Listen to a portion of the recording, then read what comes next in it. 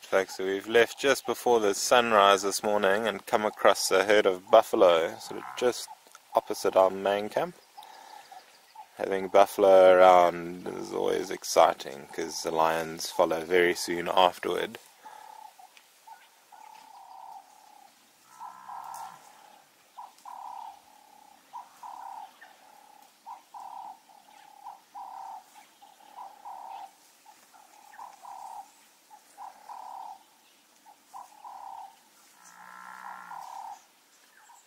We're out on the eastern bank of the Sand River, just to the south of Mola Mola main camp. These buffalo, it seems, came down to drink opposite our camp last night, moved off a little bit and then settled down for the rest of the evening. And they seem to be just in the process of waking up now, perhaps getting ready to move around and feed.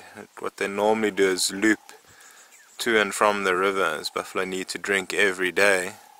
Presumably a lot of the waterholes away from the river are starting to dry up, so buffalo coming to drink at the river close to camp will become more and more of a feature in our episodes coming up.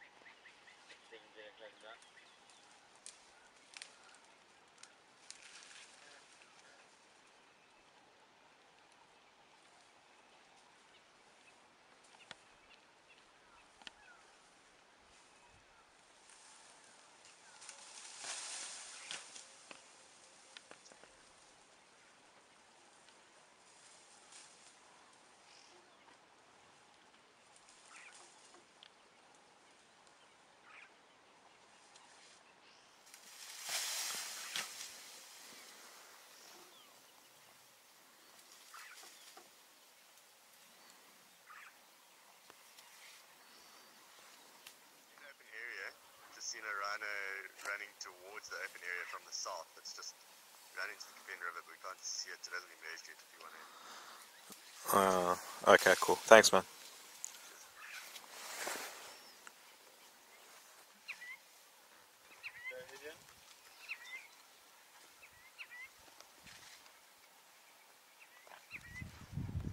Morning everyone. We've been out this morning doing some APU patrols. And we've come across this beautiful female leopard There's also a couple of hyenas in the area, and she does look pretty well fed. So I wonder if she might not have a kill in this area and she's just resting. This is the Imsachweni female. Her sons have featured quite prominently in this series, but this is the first time we've actually seen her. She's extremely recognizable. She's got only one eye, as you can see. An incredible cat. The fact that she raised two sons to adulthood while coping with this disability, as well as keeping herself, well fed. Just an incredible cat.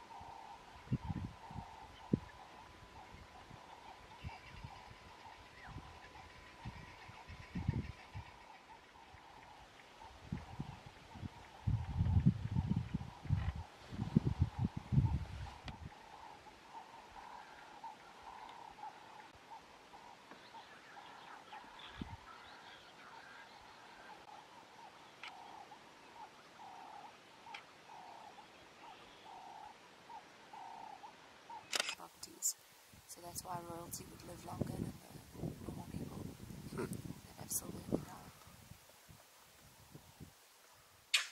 Right, folks, just a bit of chaos here because there's a leopard up this tree. It's terrifying every monkey in it.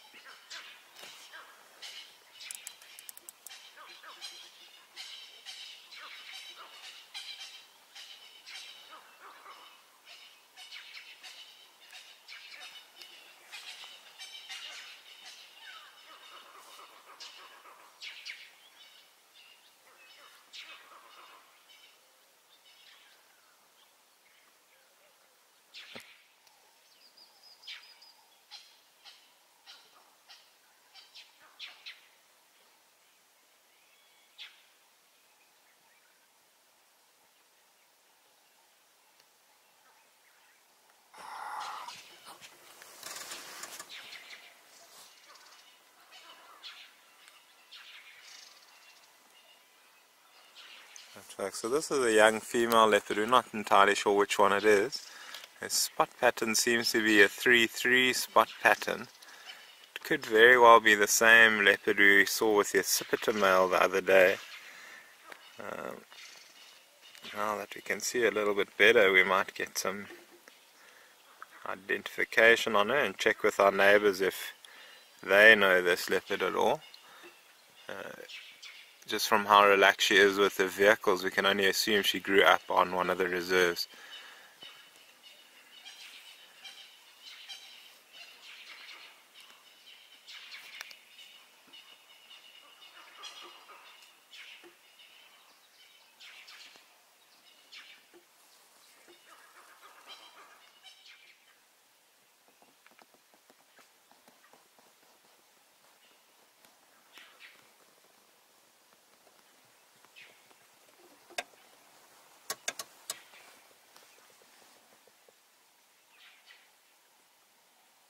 This is the island female's territory, even though she doesn't really use it.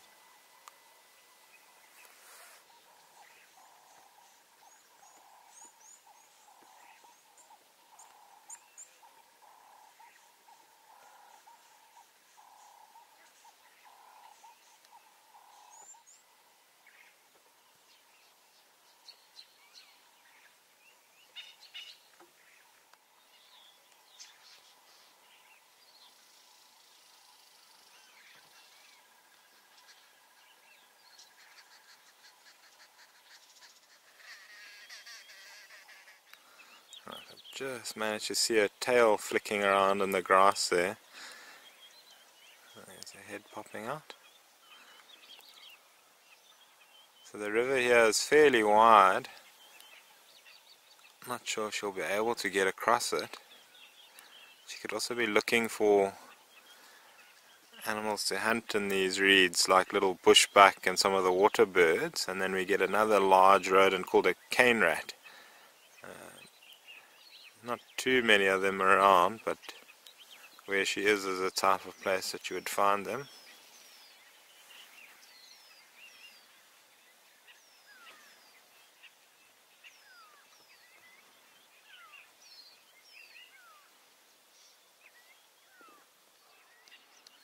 All better.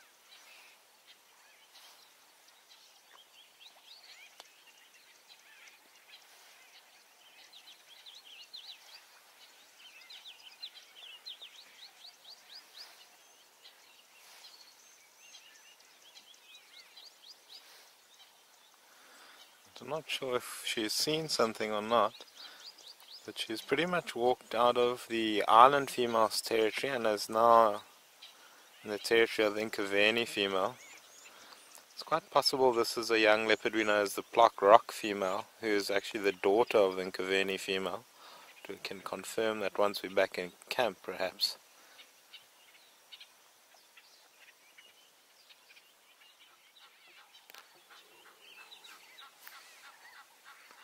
Folks are growling. You can hear in the background is Robin's stomach.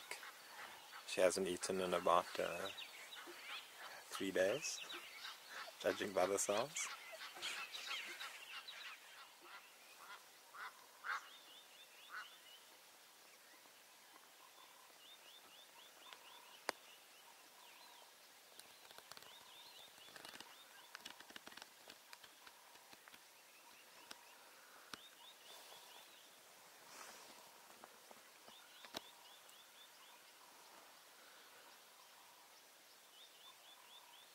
This afternoon, Liam and I have found ourselves in a vehicle together, and just outside of camp we had to stop for a bull elephant in our path, and we could hear some impalas alarm calling quite a ways off. So we made our way up to Piccadilly Pans, which is a pretty productive area, and we found the herd of impala that were grouped quite close together.